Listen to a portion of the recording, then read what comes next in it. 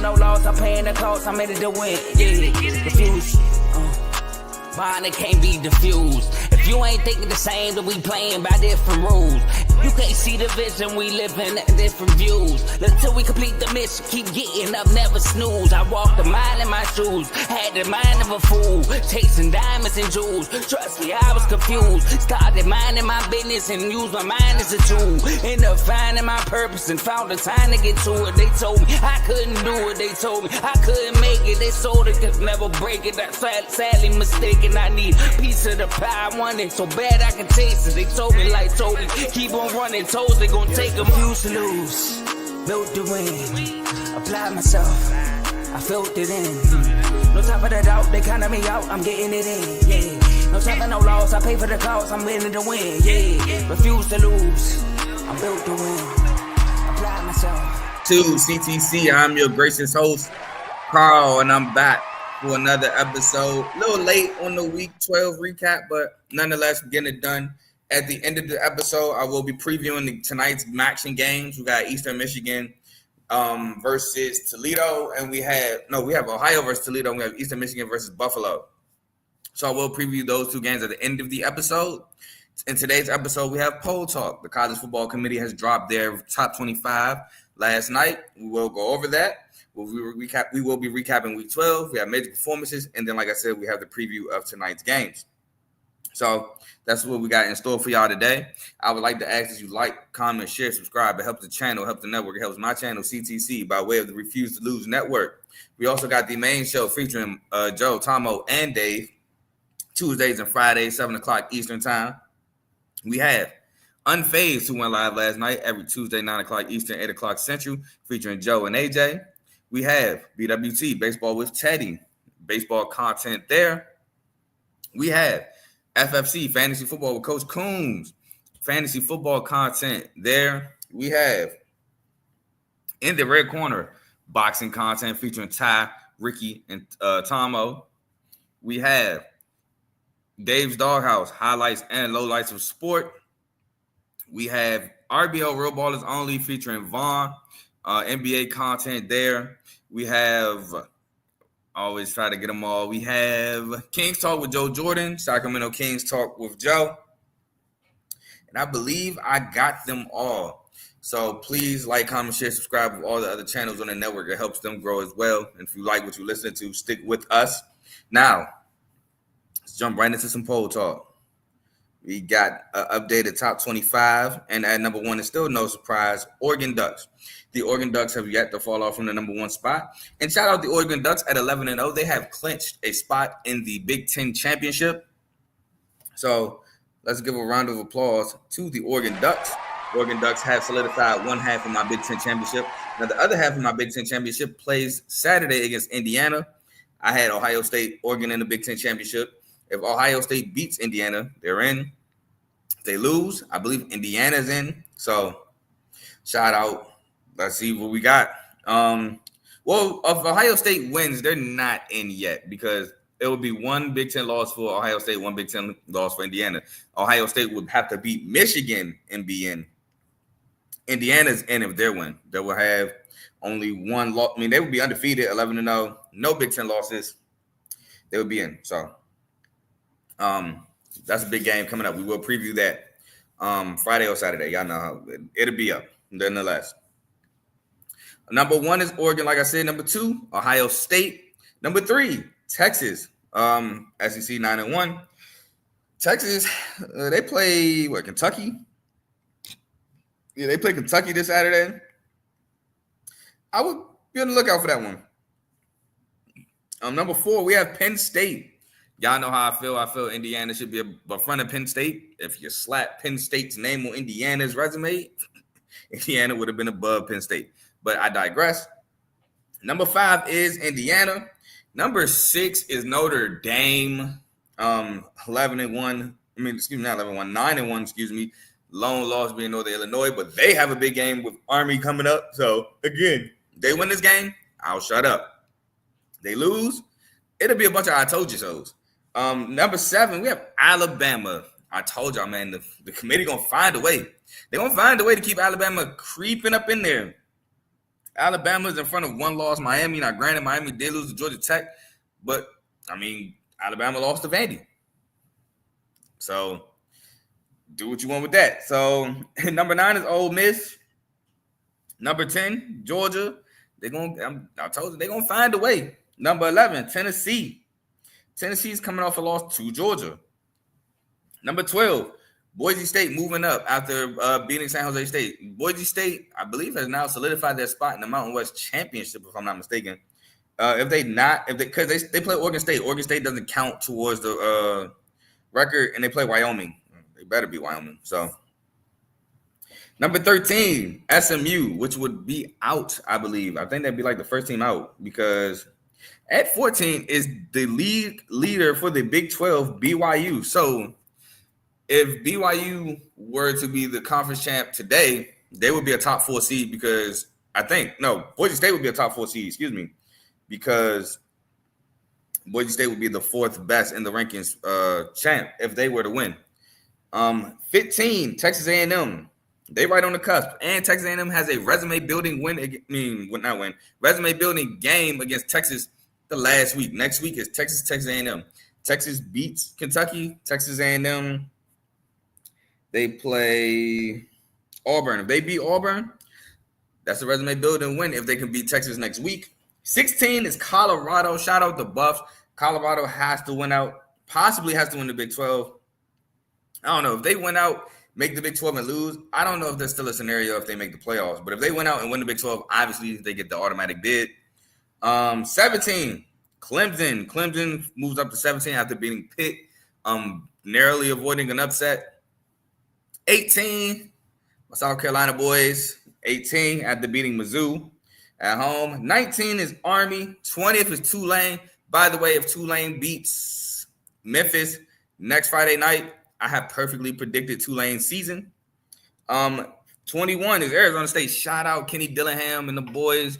Big gambling-wise upset win against Kansas State. I did pick Arizona State to win that game. I have liked Arizona State since I've seen them play this year. Now, I wasn't high on them in the preseason. I won't lie. I had them having a terrible record in the preseason. But as I watched this team play, I became a fan of, Sam Levitt came from Michigan State. Y'all know I love Cam Scatterball. I've been raving about him since last year. Jordan Tyson has stepped up to be a superstar for these boys. I like Xavier Guillory. I think his name is Shamar Showers, the safety. I like him. So they got some pieces there at Arizona State. 22nd.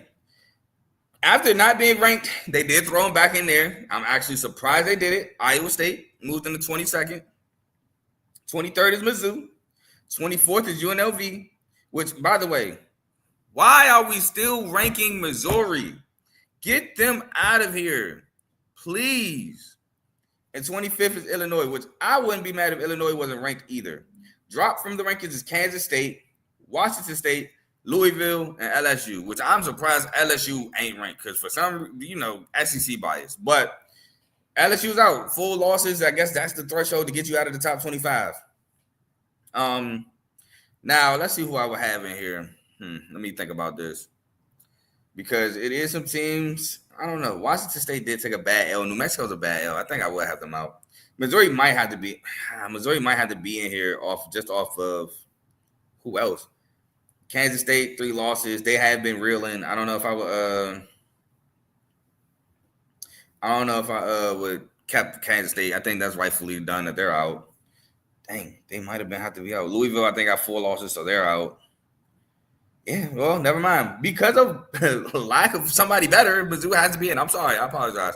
Because lack of anybody being better, Mizzou has to be in. But I ain't gonna lie, that's the only reason. That's legit the only reason. But I'm not too mad. I know here's what I'm mad at. I know a lot of people, they get mad at the ranking. They're like, oh, all these SEC teams, they will beat these other teams. If you put them on a neutral field, what do you think the spread would be? If you put Alabama and Indiana neutral site, who will win? Bruh, that's not what this is about. You're basically saying these games don't matter. That's not what it's about. Yeah, having a really good team matters, but really good teams win. Indiana's undefeated. Do I think Alabama can beat Indiana? Absolutely. Do I think Indiana can beat Alabama? Absolutely. It's any given Saturday. Any team can beat any team. Like I said, we just seen New Mexico beat Washington State. Now, granted, Washington State kind of a bit highly ranked. I don't even know if I would have ranked Washington State, to be completely honest. But we've seen crazier things in college sports. We have. And then to act like just because they're in the SEC, they're so much better. I mean, we've seen, like I said, we just seen Vanderbilt beat Alabama. We've seen Kentucky beat Ole Miss. And that wasn't in the midst of a gauntlet of a schedule. That was at the beginning of the SEC play. So you can't blame, the SEC is such a gauntlet. You go through this gauntlet, you're bound to take a lump. That was at the beginning. That wasn't in the midst of it. So we've seen USC beat LSU. USC is not good. That was a good win, but they have not been good this year. They're 5-5 right now? So all this, you miss me with all this SEC stuff. Yes, they're the best conference in college football. Yes, but to act like SEC teams are untouchable just because they're the best conference in college football, that is crazy. We've seen SEC teams lose. We saw Auburn last year lose to New Mexico State, who got blown out by Liberty. Like, come on, bro. Just because you're in the SEC don't mean you're untouchable. So that's my little rant. I hate when people want to just push SEC teams in front of everybody because they're in the best conference. No, win your games and you're in front of everybody. Why are y'all crying? Win the game. So that's my little rant. Let's get on to these recaps. And we got to start with Tuesday night, which I already got it set up. Hold on, I just got to get my banner ready. Tuesday night recap. We're going to start with Central Michigan at Toledo. Central Michigan issues arise yet again. Poor quarterback play. Short, sweet, simple. Central Michigan defense did a pretty okay job. Now, I can see you're going to say, well, Carl, they had 37 points. Man, their defense was out there all the time. Central Michigan couldn't get nothing done. And I think Central Michigan was turning the ball over like crazy. Now, it was 8 days ago. And Central Michigan just played yesterday, so give me some leeway. But, bro, your defense is out there 24/7. Can't pass the ball. You don't have no threat to pass, so they're stopping the run. Your defense is going to be out there all the time. Eventually, they're going to give a big plays, especially when you're not the better team. So I think for the situation that they were in, Central Michigan defense did a decent job. But yeah, yet again, poor quarterback play kills the Chippewas. So let's get into it. So Central Michigan will start with a 34-yard field goal. Toledo will start with a 9-yard Tucker Gleason touchdown run set up by Jawan Newton, 24-yard catch. Toledo would then score a 30-yard field goal. The Central Michigan Jaden Glasser would throw an interception, but that would lead to a punt. Toledo would then score a 30-yard Tucker Gleason touchdown run set up by Tucker Gleason 32-yard run.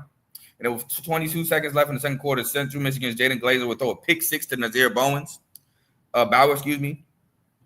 Then CMU's Jaden Glazer would fumble, which would lead to a 32-yard field goal. So already we have 10 points set up by the defense. We have a pick six, we have a field goal. Now they did have an interception, but it led to nothing. So that's 10 points right there. 37 came from turnovers. Then to start the second half, Toledo starts the second half with a turnover on downs, 4 for 6, passes incomplete, which will lead to a Marion Luke's fumble, which will lead to a 27 yards of Marion Lane touchdown catch. So that's 17 points because of turnovers by Toledo. Your Central Michigan Chippewas, the defense, man, they was out there so long because turnovers, bad offense. Central Michigan, turnover on downs, 4 for 5, pass incomplete, lead to a punt. Then Jaden Glazer would fumble, leading to a 40-yard field goal. That's 20 points. And then with 128 left in the fourth quarter, Central Michigan scored a 2-yard Marion Luke's touchdown run set up by Chris Parker for 24-yard catch. So out of the 37 points that Toledo put up, 20 of them points came off of turnovers.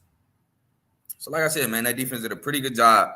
Just like quarterback play, turnovers, they hurt the Chippewas. We move on to Western Michigan. 13 at Bowling Green, 31. Now, by the way, I did pick Toledo to win that game, and I picked Bowling Green to win this one. Now, in the Bowling Green game, they just stifled Western Michigan. I don't remember Hayden Wolf turning the ball over too much. Might have had a turnover too, but I don't remember turning the ball over too much in this game. I just remember they couldn't stop Bowling Green's offense. They couldn't stop Harold Fannin. They couldn't stop Terrion Stewart. They just could not stop the Bowling Green offense, and that was what caused them to get. They couldn't really get offense of their own going. Couldn't stop Bowling Green, and that's what led to this score right here. But Western Michigan would start with a 3-and-out punt. Bowling Green would start with a 50-yard field goal. Then with 10:36 left in the second quarter, Western Michigan scores a 6-yard Jalen Buckley touchdown run set up by Kenneth Womack, 25-yard catch. Western Michigan kickoff to Bowling Green, who would fumble. And that was, I hope Bruh's doing well. That would lead to a big injury. The stretcher came and everything. Hopefully Bruh's doing well. But that would lead to a 3-and-out punt. Bowling Green would score a 25-yard Harold Fannin touchdown catch out by Harold Fannin, 21-yard catch. Western Michigan, Hayden Wolf would throw an interception, leading to a Connor Basil, 21-yard Connor Basil. Oh no, excuse me, a 1-yard Connor Basil touchdown run. I forgot. So it would have been a 20-yard run, but dude got stopped at the one, and then Basil ran it in from the 1-yard line. That's what happened. Western Michigan will miss a 50-yard field goal, which will lead to a punt. And then Bowling Green will start the second half with a 17-yard Terrion Stewart touchdown run set up by Harold Fan, a 19-yard catch. Western Michigan will start the second half with a punt. Bowling Green will score a 10-yard Harold Fan and touchdown catch set up by Terrion Stewart, a 60-yard run. Then Western Michigan will score a 5-yard Jalen Buckley touchdown run set up by defensive holding, but the 2-point will be no good. Bowling Green, turnover on downs, 4th and 4, incomplete, leads to a turnover on downs, 4th and 17, 13-yard Anthony Sambuki catch, which will lead to a punt, and then Hayden Wolf will throw an interception at the end of the game, which will lead to the end of the game. But yeah, could not stop Bowling Green's offense, led to that score. And we move on to the final game Tuesday night, which Ball State was up 14 late in the ball game, could not close. Game goes into overtime. Ball State starts with a field goal. Buffalo gets a touchdown, an amazing touchdown at that. It wins in overtime. I did pick Ball State to win this game. Looked sweet with like 4 or 5 minutes left in the game. But here's when I knew the Ball State issues of closing the game would hurt. We'll come back to haunt them.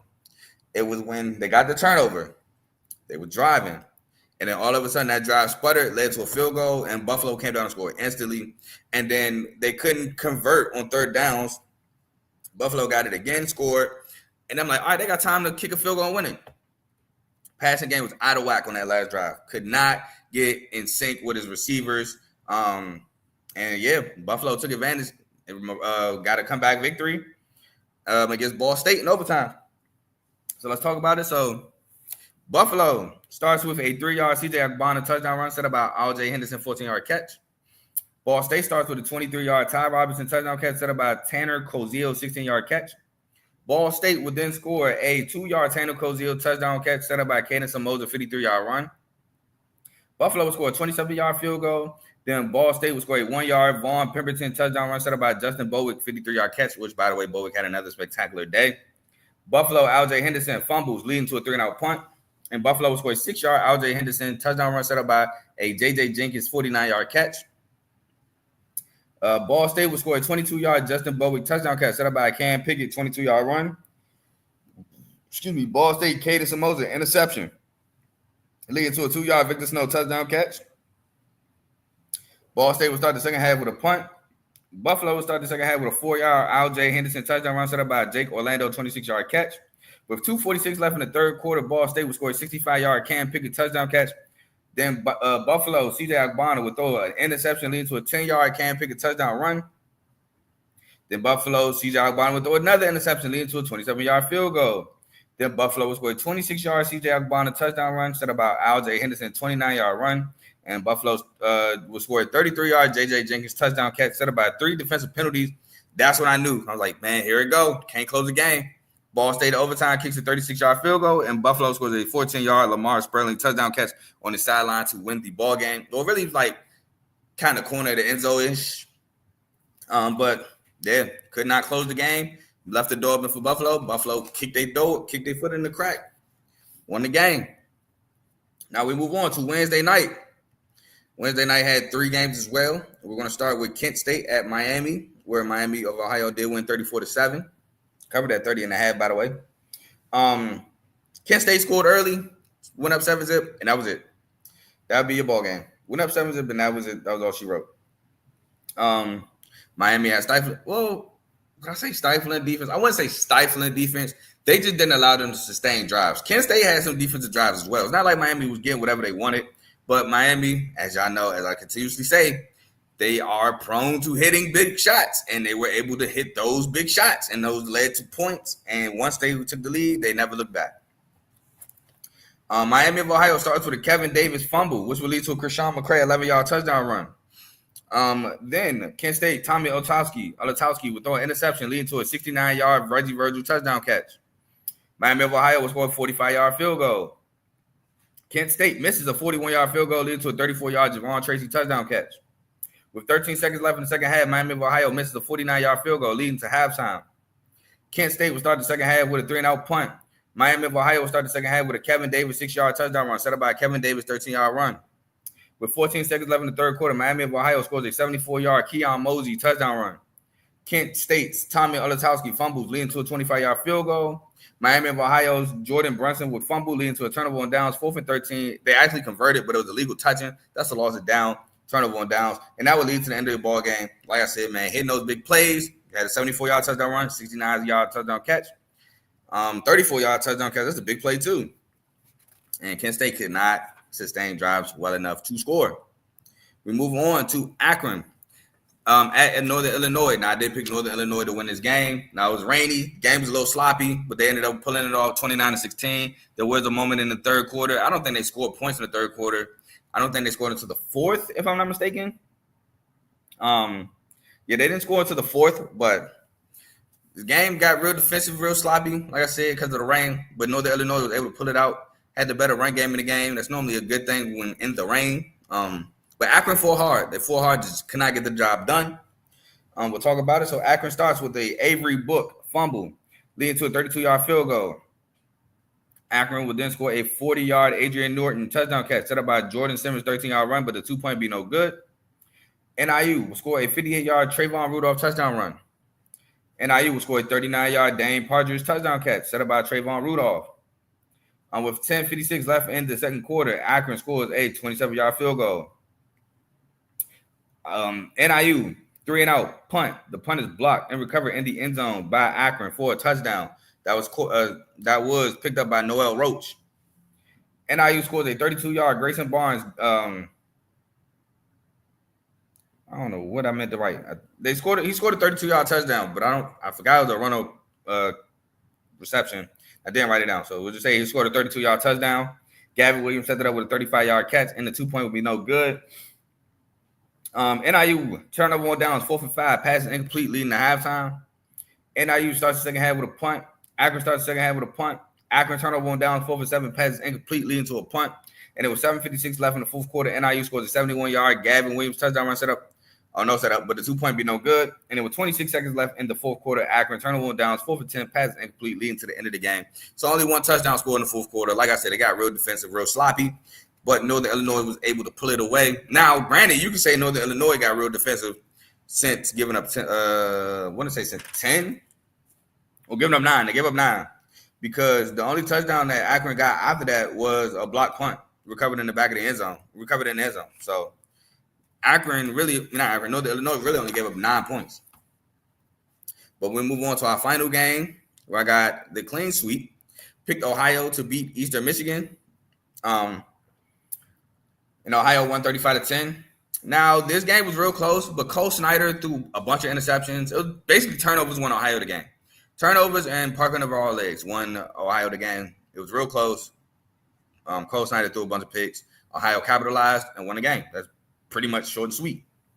So, Eastern Michigan would start with a punt. Ohio would start with a 3-and-out punt. Ohio 31-yard field goal is blocked, leading to a 3-and-out punt. Eastern Michigan will score a 18-yard Delbert Mims touchdown catch set up by Oren Singleton 44-yard catch. With 7:11 left in the second quarter, Ohio scores a 3-yard Parker Navarro touchdown run set up by Coleman Owen 34-yard catch. With 2:30 left in the second quarter, Eastern Michigan's Cole Snyder interception leading to a 1-yard Anthony Tyus touchdown run. Ohio starts the second half with a Parker Navarro interception, which will lead to a Cole Snyder interception, which will lead to a punt. And Cole Snyder for Eastern Michigan throws another interception, leading to a 25-yard Parker Navarro touchdown run. Eastern Michigan will score a 29-yard field goal. Ohio will score a 1-yard Parker Navarro touchdown run, set up by Parker Navarro 22-yard run. And Eastern Michigan's Cole Snyder would fumble, leading to a 4-yard Parker Navarro touchdown run. So Parker Navarro, big day on the ground for him at quarterback. We'll move on to the Thursday night game, the long Thursday night game, where we had East Carolina at Tulsa. East Carolina was able somehow to pull this game out. Caden Hauser was just throwing terrible interceptions. Joseph Williams, shout out the young freshman, had an amazing game, making spectacular catches. 3 touchdowns, 158 yards for the Tulsa Golden Hurricanes. But ultimately, it wasn't enough. I look back at that game, and I don't understand how Tulsa ain't win it. I picked Eastern Carolina to win, but I don't understand how Tulsa did not win this game. I really don't. I watched the game. I look back. I just can't figure out how East Carolina won this game. Now, they were able to run the ball, but like I said, Caden Hauser was just turning the ball over like it's nobody's business. It was an uncharacteristic thing that I saw. It was like day and night from this week and last week when he had that spectacular game against FAU. And I don't even think it was more so coverages. It's just like he had a play where he threw a pick, and I think it was like a flag or something, like a roughing the passer that took it back. And then he threw a pick six. He went from throwing a pick to throwing a pick six the very next play. So I don't know what happened. How's it this week? Another MSU guy, man. So let's talk about it. So Tulsa starts with a 47-yard field goal. ECU starts with a 3-and-out punt. Tulsa, Camden Benjamin fumbles, leading to a 4-yard Weston Wright touchdown catch. Tulsa, turnover on downs, 4th and 12, pass incomplete, leading to a Caden Hauser interception, which will lead to a 3-and-out punt. East Carolina will score a 1-yard Marlon Gunn touchdown run, set up by Marlon Gunn 20-yard run. Tulsa will score 39-yard Joseph Williams touchdown catch, set up by 2 4th down offside. So that's right. That drive, they jumped offsides twice. 1 4th down, they gave him a first, and then another 4th down, they gave him another first down. So just undisciplined football. Then that's when ECU's Caden Hauser threw a pick six to Keon Parker after throwing a pick to somebody else, and it got nullified. The ECU's Winston Wright will fumble, which will lead to a Cooper Lagasse interception, which will lead to a 52-yard field goal before the half. The ECU will start the second half with a punt. Tulsa will start the second half with a 3-and-out punt. ECU will score a 16-yard London Montgomery touchdown run set up by Chase Wu, 26-yard catch. ECU's Caden Hauser throws another interception, leading to a 47-yard field goal miss, which will lead to a 3-and-out punt. Tulsa will score a 14-yard Joseph Williams touchdown catch set up by defensive penalties. Then Tulsa will score a 50-yard Joseph Williams touchdown catch. Then ECU turnover on downs, 4 for 4, passing incomplete, leading to a 3-and-out punt. ECU will score a 23-yard Rajay Harris touchdown run, but the point has to be no good. Then ECU will score a 24-yard Rajay Harris touchdown run set up by Yannick Smith, 27-yard catch, and the 2-point would be good to put him up 7. And then Tulsa turnover on downs, 4th and goal. Camden Benjamin had a 1-yard catch, which will lead to the end of the game. Again, just I don't understand how they won that game. But that would lead me into Friday, where we have 4 games to go over. First being Wyoming at Colorado State, which I did pick Colorado State to win, undefeated in the Mountain West. Wyoming just having a terrible year. So I picked Colorado State to win that game. And they did. Ultimately, they did. Nothing flashy to talk about in this game. Colorado State was able to move the ball, running the football. They did score a trick play touchdown, but nothing really fancy. So it is what it is there. Just, I guess, tough nose for a win. Tough, hard for a win. Colorado State will start with an 11-yard Avery Morrow touchdown run set up by Justin Marshall, 38-yard run. Wyoming will start with a 3-and-out punt. Colorado State will miss a 44-yard field goal leading to a punt. Colorado State will score a 6-yard Braden Fowler Nicosi touchdown catch. That's the trick play. Set up by Caleb Goody, 46-yard run. Wyoming will score a 49-yard field goal. Colorado State will score a 22-yard field goal. Wyoming turnover on downs, 4th and 2, passes incomplete, leading to a Colorado State Tommy Mayer fumble, which will lead to halftime. Then Wyoming will start the second half with a punt. Colorado State will start the second half with a 53-yard Tommy Mayer touchdown catch. Wyoming will score a 1-yard Caden Anderson touchdown run, set up by Jamari Farrell, 62-yard run. And then with 11-11 left in the fourth quarter, Colorado State misses a 57-yard field goal, leading to a 3-and-out punt. Then Wyoming turnover on downs, 4 for 7, passes incomplete, with 1:37 left in the fourth quarter, leading to the end of the game. Like I said, nothing special talking about. Colorado State is looking like they're on a collision course to play Boise State for that Mountain West Conference Championship. Next, we have North Texas at UTSA, where I did pick North Texas to win this game. And Chandler Morris, man, just turnover after turnover. UTSA did up 14-0 kick an onside kick, recovered it, but they didn't score off it. But I was sick when that happened. Turnovers killed North Texas in this game. UTSA, I said it. UTSA went from an offensive team to a defensive team, and the defense definitely showed up in this game, especially in the first half. They stifled a really good North Texas offense. So shout out to the defense for that. UTSA was able to put up points at will after punting their first drive, put up a bunch of points. So let's get into it. So UTSA will start with a punt. North Texas will start with a 3-and-out punt. UTSA will score a 1-yard Kavarian Barnes touchdown run, set up by Patrick Overmeyer 25-yard catch. North Texas Chandler Morris will throw his first interception, leading to a 51-yard David Amador touchdown catch. Then UTSA would successfully recover an onside kick, but that would lead to I thought it was a punt, but it led to a turnover down, 4th and 1, Kavarian Barnes, loss of 1, which would lead to a Shane Porter touchdown run of 79 yards. He had a spectacular game. UTSA scores a 7-yard Dan Dishman touchdown catch set up by Dan Dishman 19-yard catch. North Texas turnover on downs, 4th and 3, passes incomplete, leading to a 42-yard field goal. UTSA scores UTSA Owen McCowan interception, leading to a turnover on downs, 4th and 5, pass incomplete, leading to a 44-yard field goal. Then North Texas will start the second half with a punt. UTSA will start the second half with a punt. North Texas scored 39-yard Shane Porter touchdown run, set up by a DPI. UTSA scores a 28-yard field goal. North Texas scores a 43-yard Shane Porter touchdown run, set up by Oscar Hammond 32-yard catch. The 2-point would be no good. UTSA will score a 34-yard field goal. North Texas scores a 14-yard Blair Conwright touchdown catch, set up by Blair Conwright 33-yard catch. UTSA will score a 2-yard Robert Henry touchdown run, set up by Willie McCoy 53-yard catch. 2-point is good. Chandler Morris will throw another interception, leading to a punt. Then North Texas turnover on downs, 4th and 2, pass incomplete, leading to a Robert Henry 83-yard touchdown run. And then the last turnover on downs for North Texas will lead to the end of the ball game. 4th and 5, pass incomplete. They got it cut down to, I believe, 7 at one point in the second half, and then UTSA ran it right back up, giving me my first loss Friday.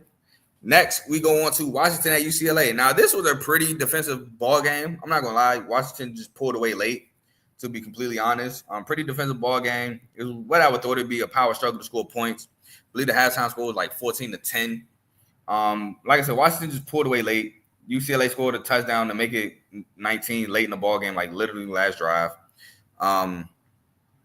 But very defensive ball game, the ball game I thought it would be, but Washington was able to pull it off at home, like I predicted. And let's get into it. UCLA starts with a with the 3-and-out punt. Washington starts with a 3-and-out punt with 3:51 left in the first quarter. Washington scores a 15-yard Jonah Coleman touchdown run set up by Cameron Davis, 18-yard catch. UCLA scores a 28-yard field goal. Washington turnover on downs, 4th and 1. Adam Muhammad loss of 1, leading to an Ethan Garbage fumble, which would lead to a 8-yard, Kaliki Latu touchdown catch. UCLA scores a 1-yard Quasi Gilmore touchdown catch set up by Titus Makoa Atamala, 21-yard catch. Washington will start the second half with a Will Rogers interception, leading to a 40-yard field goal. That really pissed me off because then he threw another interception, which would lead to a Jack Peterson fumble, which would lead to a 41-yard field goal. Then UCLA would miss a 44-yard field goal, leading to a 1-yard Decker DeGraff touchdown catch. And then UCLA turnover on downs, 4th and 20, Ethan Garbage a sack, leading to a 2-yard Jonah Coleman touchdown run. And then UCLA will respond with another Garbage touchdown, 2-yard Maliki Monteveo touchdown catch set up by TJ Harden, 25-yard catch, and the 2-point be no good. So we had 2 touchdowns late in the ball game, where the score was, 13-24. I wouldn't say it's out of reach, but it is what it is. I thought it was more so of a defensive ball game, and Washington was just able to pull it off. And my final game for Friday was Houston at Arizona, where I did pick Houston. Thought Houston defensively would be able to stifle Arizona, but Satoy McMillan had a day. Scored the first touchdown, made big plays. Quali Conley had a day as well. He was a guy that stepped up, but he's not a receiver. I don't think a receiver stepped up. Quali Conley just stepped up and did both as a running back. And they were able to turn over Houston. That's what really hurt Houston. Arizona was able to get turnovers throughout the entirety of the ball game. Deion Chris, I believe, fumbled. I believe he'd also threw a pick. So that's what really hurt them. They even fumbled down to the last drive of the game. So that's what hurt Houston in this ball game and gave Arizona the 27-3 lopsided win. But let's talk about it. Arizona starts with a 3-and-out punt. Houston starts with a Jamarion Burnett fumble, leading to a 33-yard Toya McMillan touchdown catch. Houston, turnover on downs, 4th and 1, Jamarion Burnett, no gain, leading to a 3-and-out punt. With 10:55 left in the second quarter, Houston, turnover on downs, 4th and goal, pass incomplete, leading to a 3-and-out punt. Houston, Zayon Chris, interception, leading to a turnover on downs, 4th and 10, loss of 9, leading to a 49-yard field goal. Arizona would then score a 62-yard field goal. Houston would start the second half with a 3-and-out punt. Arizona would start the second half with a Quali Conley touchdown catch, set up by Quali Conley 19-yard run. Houston, turnover on downs, 4th and 3, passing incomplete, leading to a 51-yard field goal. Arizona scores a 50-yard Quali Conley touchdown run. Houston, turnover on downs, 4th and 10, passing incomplete, leading to a Nova Fighter interception, leading to a 3-and-out punt. And then Houston's Rashawn Stanford, who they really like, speedster, fumbles leading to the end of the game. I mean, look, you listen to almost every Houston drive, it was a turnover down, fumble, interception. Just turnovers, just bad offense by the Cougars. Arizona escapes with a win. And now we move on to Saturday, Well, I went 6-0, undefeated Saturday, including, like I said, 7.5-point underdog Arizona State, taking care of business on the road against Kansas State. We start off with Clemson, who narrowly escaped the nail biter. First half was up 17-7. I feel like both quarterbacks were under immense amount of pressure. And this ball game, Pitt was definitely able to affect Cade Klubnik in the second half. But when all the chips were down, Cade Klubnik made a great play on a design quarterback draw, 50 yards to the house for the game go-ahead touchdown. Nate Yarnell was driving down the field, but got to a 4th and 10, chucked it up, threw an interception, and that'd be a ball game there. But he was able to lead them down through all the mishaps, lead them down to take the lead 2017 before Pitt's defense gave up the 50-yard touchdown. So he showed some moxie, he showed some resilience. Just at the end of the day, Pitt cannot pull out the W at home, and now they have lost 3 straight. They're now effectively out of the ACC race, and whatever playoff chance they thought they had is now eliminated. But let's talk about the game. So Clemson starts with shout out before I talk about the game. Shout out Antonio Williams, huge day. Clemson starts with the Cade Klubnik fumble leading to a 3-and-out punt. Clemson scores a 14-yard Antonio Williams touchdown catch set up by TJ Moore 20-yard catch.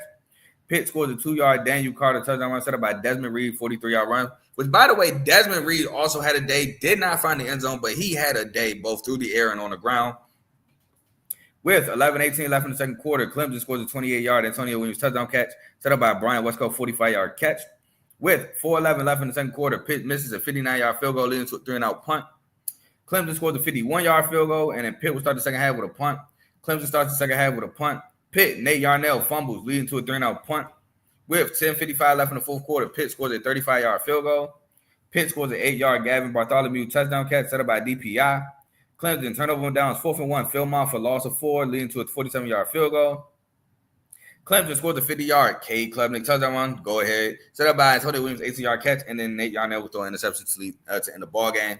Like I said, man, Pitt almost pulled it out. But the next game we have to talk about, and this is real quick, I'm going to just breeze through this one. Tulane, shut out Navy, 135-0. Nothing much really to say. When you shut out a team, just an extraordinary job all around the board. Tulane, effectively, in my opinion, Tulane with this win clinched the Army-Tulane AAC championship game. So shout out to them boys. Looking to avenge the loss from last year. I believe they were the team that lost to SMU in the championship game last year. They were, because that was not Clayton Tune. What's his name? I can't think of his name right now. Michael Pratt's last year. But let's talk about it real quick. Navy starts with a 3-and-out punt. Tulane starts with a 3-and-out punt with 3:07 left in the first quarter. Navy, Braxton Woodson interception leading to a 14-yard Darian Minson touchdown run. Navy turnover on downs, 4th and 3. Braxton Woodson pass incomplete leading to a 14-yard Mekhi Hughes touchdown run. Tulane starts the second half with a 1-yard Mekhi Hughes touchdown run set up by Shaz Preston 27-yard catch. Navy starts the second half with a punt. With 9:19 left in the fourth quarter, Tulane scores a 1-yard Alex Bowman touchdown catch set up by Darian Minson 22-yard run. And then Navy, Braxton Woodson will fumble leading to a 1-yard Arnold Barnes touchdown catch. Shout out 35-zip. Nothing really much more to talk about. Shout out Tulane for clinching the AAC championship game. And that was my American Conference Championship winner. So obviously I'm rooting for Tulane to win that game.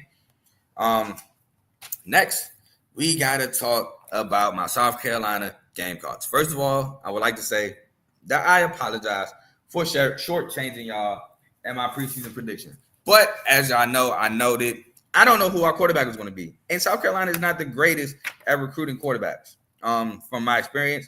Besides Spencer, our best quarterback, in my opinion, was, in recent memory, and it's not really recent, is Connor Shaw. Connor Shaw was like the more decorated guy that we had. He led us to being a consistent team. We should have won the SEC East that one year when Mizzou won, but I'm looking through my notes right now. I had South Carolina going 66, 3-5. We already well surpassed that. We are currently 9-3. We're currently 7-3 with games of Wofford and Clemson left. So I at least have us 8-4. 9-3 would be stupendous. We already finished our SEC schedule. We finished our SEC schedule at 5-3, which is the reverse of what I had at 3-5. So shout out to Shane Beamer Ball, maybe in South Carolina.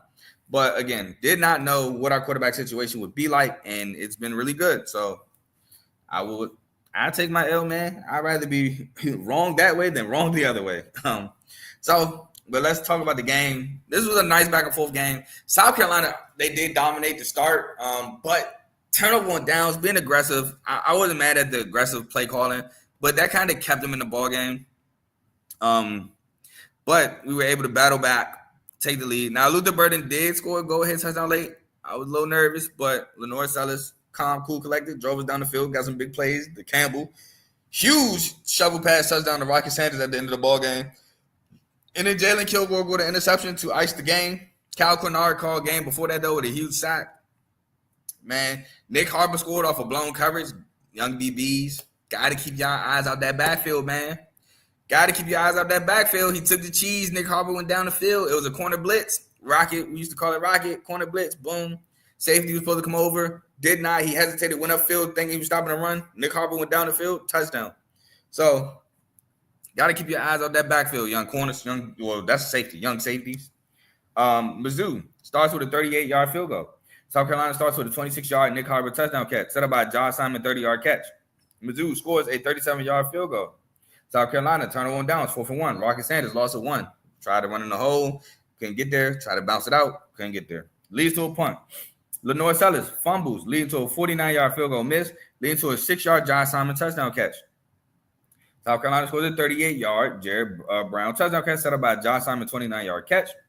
South Carolina starts the second half with a turnover downs, 4th and 4, pass incomplete, leading to a 2-yard Marcus Carroll touchdown run. The 2-point would be no good. South Carolina turnover downs, 4th and 1. Lenore Sellis, no gain, leading to a 25-yard field goal. Mizzou will score a 1-yard Nate Noel touchdown run set up by Marquise Johnson, 49-yard catch. There was a roughing the passer on that play as well. He made a spectacular catch to make that catch, by the way. South Carolina would then score a 5-yard Michael Smith touchdown catch. Crazy touchdown pass on that one. Set up by Delvon Campbell, 47-yard catch, and the 2-point would be no good. Then Mizzou would score the Luther Burden 37-yard touchdown catch to go ahead, and the 2-point would be good. But then South Carolina comes down and scores the 15-yard Rocket Sanders shovel pass touchdown catch, set up by Delvon Campbell, 39-yard catch. That play looked eerily similar than the other 47-yard catch. And then Mizzou's Brady Cook would throw the interception to Jalen Kilgore, leading to the end of the ball game. And that'd be it. South Carolina is now currently ranked 18th in the country. Like I said, we play Wofford this Saturday. Should be a good game. Well, not a good game. Should be a good win. But we move on to Boise State. At San Jose State, San Jose State jumped out on Boise State early. But Boise State's defense, they were able to kind of sink in, get in rhythm. Nick Nash and Justin Lockhart had a field day on this defense. I will say that. Nick Nash, man, I've said this before. Nick Nash, I look at him like I looked at Rasheed Rice coming out of college 2 years ago. He's a guy that's in a group of five. He was in a group of 5 at the time. Who's a really talented guy who might get overlooked because competition level. But Nick Nash is a pro. Nick Nash is a pro. Man, he's so good. Nick Nash is so good, man. He really is. If you have not watched Nick Nash, treat yourself to just finding a random game and watching Nick Nash. He's so good. Boise State will start with a 3-and-out punt. Oh, by the way, Ashton Jeanty didn't have the video game numbers I thought he would have. Still had 3 touchdowns and I think like $150 or something like that. I got him made on Major Performance. He had 3 touchdowns and 159 yards. Yep. But Boise State would start with a 3-and-out punt. San Jose State would start with a 6-yard Justin Lockhart touchdown catch, set up by Justin Lockhart, 20-yard catch. Boise State turnover on downs, 4th and 7. Jonah Delmas, 22-yard loss, leading to a 7-yard Jacob Stewart touchdown catch.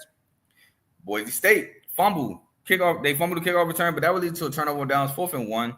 They didn't get in the end zone, leading to a 4-yard Maddox Madison touchdown run. He fought for that goal line. Second effort got him in there. San Jose State, Walker Egypt, interception, leading to a 2-yard Ashton Jeanty touchdown run. San Jose State will start the second half with a 6-yard Nick Nash touchdown catch, set up by Nick Nash 45-yard catch, and that'll be it for San Jose State. Boise State will start the second half with a 17-yard Matt Lauer touchdown catch, set up by Chase Pembry 16-yard catch. San Jose State, Walker Egypt with fumble, leading to a 36-yard Ashton Jeanty touchdown run. Nick Nash would then fumble for San Jose State, leading to a 34-yard field goal miss, which will lead to a punt.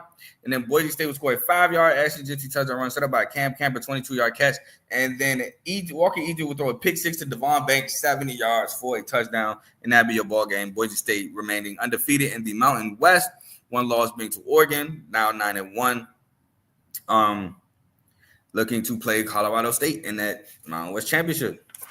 I think Boise State is locked in because UNLV has one loss. UNLV does not own the tiebreaker to Boise State because Boise State beat UNLV. Boise State plays Oregon State next. I don't know who their last game is. I think it's Wyoming.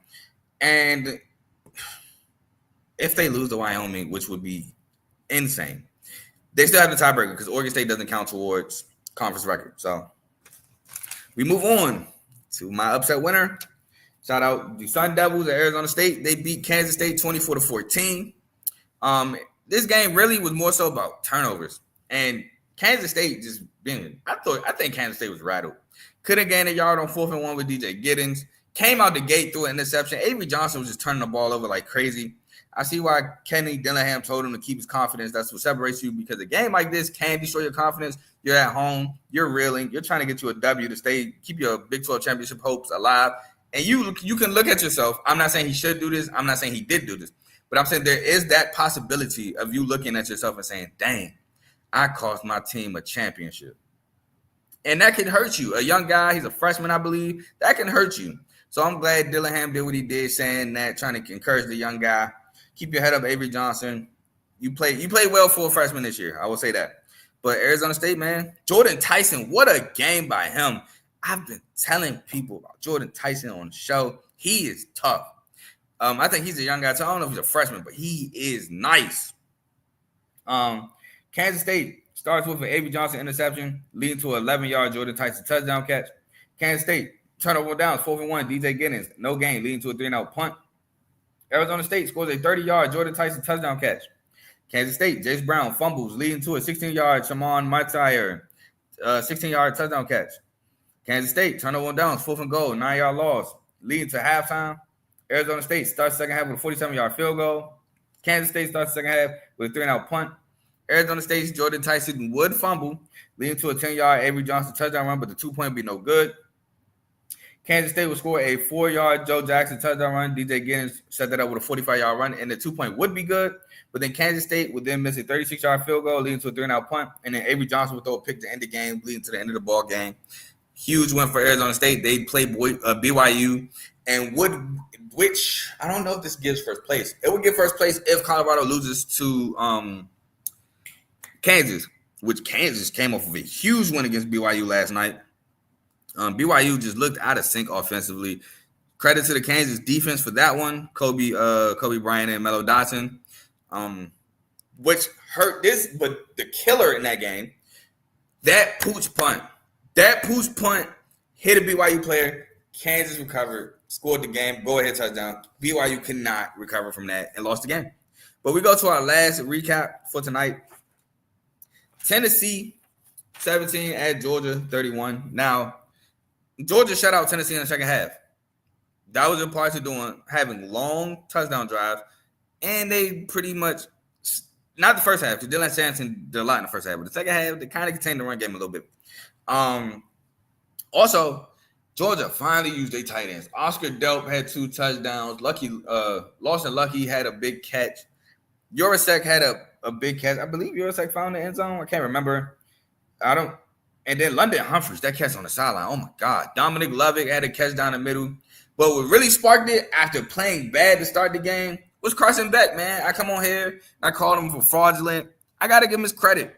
He started the game off slow, but he broke the game open with that completion to Dominic Lovick. And then that run, I feel like that run where he delivered a blow at the end, I think that gave Georgia, they sparked Georgia new life. They scored a touchdown after being down 10-0. Scored again to take the lead. But I think that sparked the Georgia Bulldogs at home, man. I think that's what really changed the game for Georgia was that run. But let's talk about it. So Georgia starts with a 3-and-out punt. Tennessee starts with a 1-yard Miles Kitselman touchdown run set up by defensive pass interference. 43 seconds left. Tennessee scores a 52-yard field goal in the first quarter. Georgia scores a 19-yard Oscar Delp touchdown catch set up by Dominic Levitt, 38-yard catch. Then Georgia scores another 4-yard Oscar Delp touchdown catch set up by Arian Smith, 23-yard catch. Tennessee would then score a 27-yard Dylan Sampson touchdown run set up by Peyton Lewis, 16-yard run. Then Georgia would score a 36-yard field goal. Tennessee would start the second half with a punt. Georgia would start the second half with a 10-yard Carson Beck touchdown run set up by Arian Smith, 16-yard catch. With 2:26 left in the fourth quarter, Georgia would score a 2-yard Nate Fraser touchdown run set up by London Humphreys, 28-yard catch. And then Nico Amalava would fumble leading to the end of the game, but that touchdown with 2:26 left basically iced the game. They shut out Tennessee, like I said, in the second half. And shout out to the tight ends, man. I think that's one thing that Georgia needs to do a little bit more is use them tight ends. So now we go into major performances, and I got a lot this week. I got a lot. So bear with me. And then we're going to go into tonight's previews. So let me get my chair ready. Major performances. Today, we're going to start with Lenore. 353 yards, 5 touchdowns, and an interception. Nate Noel, running back, Missouri, 27 carries, 150 yards, and a touchdown. Pat Bryant, wide receiver, Illinois, 4 catches, 135 yards, and a touchdown. Draylon Miller, wide receiver, Colorado, 6 catches, 108 yards, and a touchdown. Antonio Williams, wide receiver, Clemson, 13 catches, 149 yards, and 2 touchdowns. Trey Stewart, running back, Jacksonville State, 22 carries, 136 yards, and 2 touchdowns. LaQuint Allen, 23 carries, 109 yards, and 2 touchdowns for the running back out of Syracuse. Elijah Badger, wide receiver, Florida, 6 catches, 131 yards, and a touchdown. Bryson Washington, running back, Baylor, 18 carries, 123 yards, and 3 touchdowns. Josh Cameron, wide receiver, Baylor, 5 catches, 101 yards, and a touchdown. Garrett Green, quarterback, West Virginia. Now, his percentage is bad, 19-39, but 237, 2 touchdowns on a pick. But this what really made me put him on here was the 22 carries, 129 yards, and 2 touchdowns for the quarterback. Ashton Genty, running back, 32 carries, 159 yards, and 3 touchdowns, running back out of Boise State. Justin Lockhart, wide receiver, San Jose State, 10 catches, 172 yards, and a touchdown. Nick Nash, wide receiver, San Jose State, 9 catches, 126 yards, and a touchdown. Jordan Tyson, wide receiver, Arizona State, 12 catches, 176 yards, and 2 touchdowns. Justin Bowick, wide receiver, Ball State, 7 catches, 148 yards, and 2 touchdowns. Terrion Stewart, running back, Bowling Green, 15 carries, 150 yards, and a touchdown. Harold Fanning, Jr., tight end, Bowling Green, 10 catches, 137 yards, and 2 touchdowns. Shane Porter, running back, North Texas, 13 carries, 193 yards, and 3 touchdowns. Robert Henry, running back, UTSA, 20 carries, 168 yards, and 2 touchdowns. David Amador, wide receiver, UTSA, 9 catches, 122 yards, and a touchdown. Joseph Williams, wide receiver, Tulsa, 5 catches, 158 yards, and 3 touchdowns. And that's your major performances for today. For week 12. That's your recap of week 12. Let's preview these 2 games tonight, and we'll get up out of here. So we got 2 maxi games tonight. We got Buffalo at Eastern Michigan. Eastern Michigan comes into this game as 1.5-point favorite, 7 o'clock on ESPN. Now, I want to say Eastern Michigan is doing bowl watch with this game. If they do win this game, they do clinch a bowl game. Yes, they do. They are 5-5. Buffalo already has a bowl game with the win against Ball State in overtime last week, going to 6-4. So shout out to Buffalo. What a turnaround. Last year was at the bottom of the barrel in the MAC. This year, they have a bowl game. So shout out to the University of Buffalo Bulls. But let's get into this one. So Buffalo, they got to stop Delbert Mims. They have to stop Delbert Mims for Eastern Michigan. They got C.J. Agbana. You got to use his legs, man. You got to use his legs. He's a mobile guy. Run L.J. Henderson, the running back for the Buffaloes. For the Bulls. Find Victor Snow, wide receiver. He had a touchdown last week. Pretty a playmaker guy. And protect the football. Got to protect the football. Again, through 2 interceptions late in that ball game against Ball State. Ball State just could not close the game. For Eastern Michigan, got to run Delbert Mims. Especially the way Coach Snyder was playing last week. Got to run him, and so Coach Snyder does not turn that ball over. You got to force some turnovers. Again, that's due to what C.J. Agbana did last week. Force passing situations. Now, granted, I won't say I like Agbana as a quarterback. I like him as an athlete. But let's see if Agbana can consistently beat you with his arm. Even with the 14-point lead, Bulls were running the ball. So let's get them to pass the ball. Shut down L.J. Henderson. Again, I just explained why. And contain C.J. Agbana's legs. Don't let him get on the outside. A couple of his big plays came from rolling out and finding guys. But with that being said, I don't think Coach Snyder is too turnover happy as last week. I do think Eastern Michigan has a stout defense. I do think they force a turnover. I do think Eastern Michigan wins this game at home to become bowl eligible. I do like Eastern Michigan to win this one. Oh, he got Buffalo. Anthony, shout out my boy Anthony. He got Buffalo by 6. It looks like we fighting, big dog. I got Eastern Michigan on this one. Eastern Michigan got a really good defense. They really held Ohio in check for a lot of last week before Cole Snyder decided to turn into a turnover or walking turnover. They held Ohio in check. I think they can hold Buffalo in check. It's just whether Cole Snyder decides to turn the ball over or not. The second game I have for y'all tonight, well, obviously the other game we have tonight is Ohio at Toledo. Toledo comes into this one as a 1.5 favorite at home. This game is 7 o'clock on ESPN2. Ohio, they got to run Parker Navarro. If you listening to the recap, Parker Navarro had 3-4 touchdowns on the ground as a quarterback. So you got to run Parker Navarro. Run Anthony Tyus, the running back leader. He does it all. He's a punishing runner. Got a little speed with him. Stop Juwan Newton. That's their big play receiver for Toledo. That's what they're going to be looking to the most. You got to get the ball to Coleman Owen. Coleman Owen, 2 weeks ago, had a punt return touchdown, makes big plays for the Ohio Bobcats. And pressure Tucker Gleason. Put some pressure on him, possibly throws the turnover. You have a really good defense. You have a secondary that can make plays, so let's put some pressure on Tucker Gleason. Now, if you're Toledo, you got to contain Parker Navarro legs. Don't let him beat you on the ground. Make him beat you with his arm.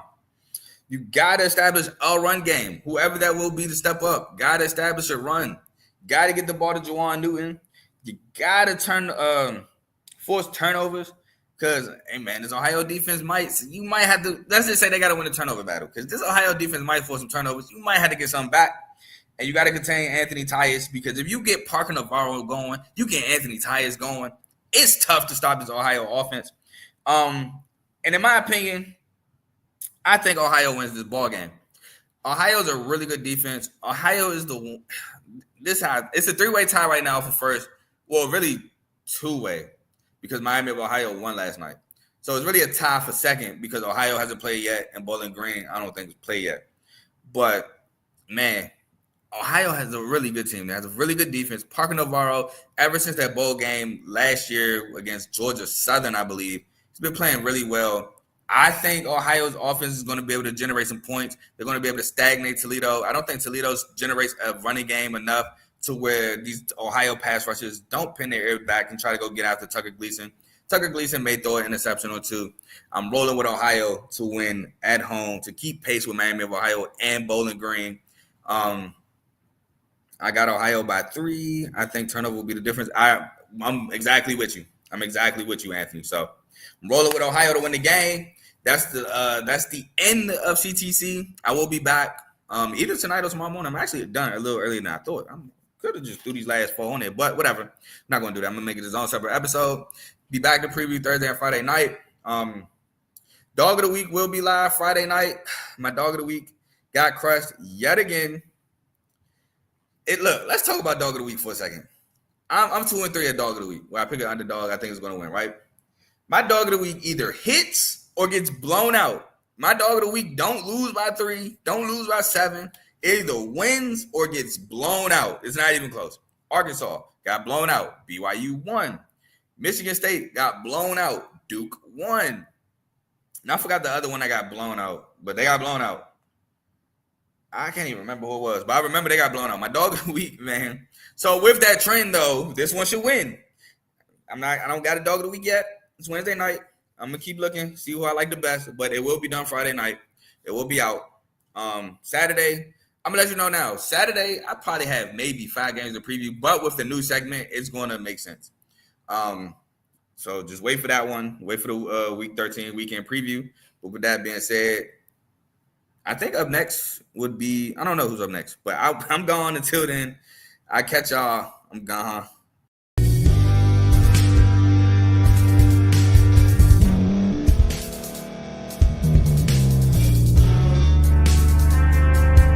Thank you for staying to the end. If you're watching this on YouTube, please like this video, subscribe, and also hit that notification button so you can be notified next time we put out a video. If you're listening on any podcast platform, subscribe and hit that notification button, y'all, so you can be notified we put out another podcast audio.